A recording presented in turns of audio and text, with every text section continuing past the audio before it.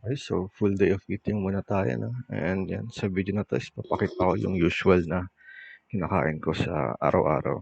Ayan, so first meal ko, meal ba yan o yung start ng araw ko is titake ako ng kape, no? So black coffee lang yan, walang asukal. And usually na nakaka 2 cups of coffee ako sa isang araw. Pipitikan ko lang yan ng konting asin and ayun na. So diyan ko yung sinisimulan yung aking araw and around 5 o'clock na after ng work, 5 o'clock na ng hapon, yun ay after ng work ko. At eto, yung first major meal ko na kung saan century tuna, no, and rice. Unti lang yan kasi ayaw ko na biglayin yung chan ko. So, bakit nga ba, or bakit nga ba yan ginagawa? Bakit around 5 o'clock ako kumakain? So, nabanggit ko sa aking last video, no, unang video ko yata, is ako ay naka-intermittent fasting, no? Lapahapyaw lang, no?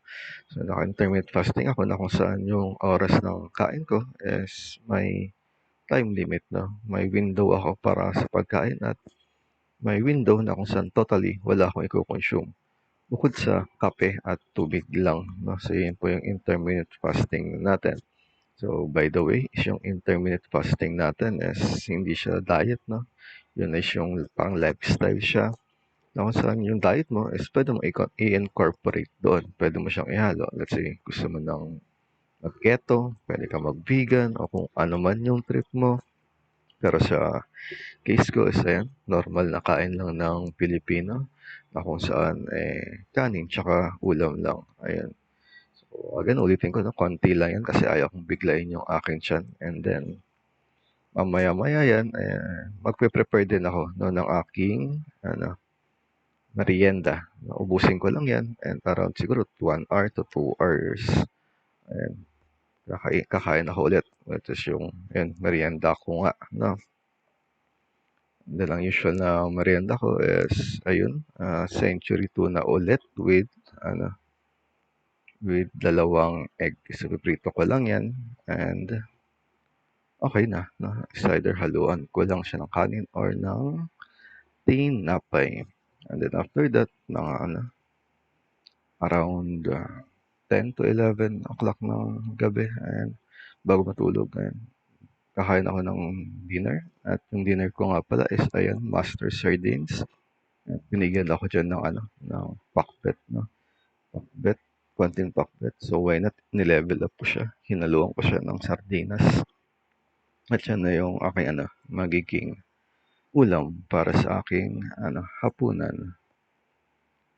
And then, yan, kakain din pala ako ng kanin dyan. At ayun, yung kanin ko is meron nga pala yung dalawang itlog ulit. Hinaluan ko ng dalawang itlog yan. Tapos yung sausawan ko is bagoong at bagoong na may sibuyas. Ayan po yung aking magiging last meal na. And after that, ayan, tulog na ulit. At kinamagahan is, ayun, balik sa coffee ulit tayo, no? So, yun. And check natin, no, sa MyFitnessPal kung okay ba yung aking ginawa. Ayan, if you can see na, ayan, may nagano ako ng lunch, which is yung kanto nga, yung century. At yung kanin. Then sa dinner ko is meron ako dyang sardines, 20 grams. So hindi nga pala accurate yan, no? Sumobra ako dyan na babawiin na lang natin dun sa snack. So kaya nag-snack ako. And then egg ulit, dalawa. 11 grams of protein yan. And then yung snack natin, ayan, so 2 eggs ulit. May 11.1 grams at yung century tuna.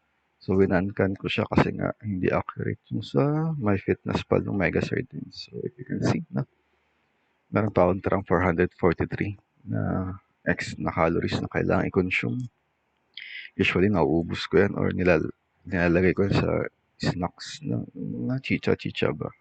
Ayan, so nutrients tayo. Ayan, meron tayong sobrang 15 grams. Again, para dyan dun sa kulang ko dun sa sobra doon sa Mega Sardines na hindi siya accurate.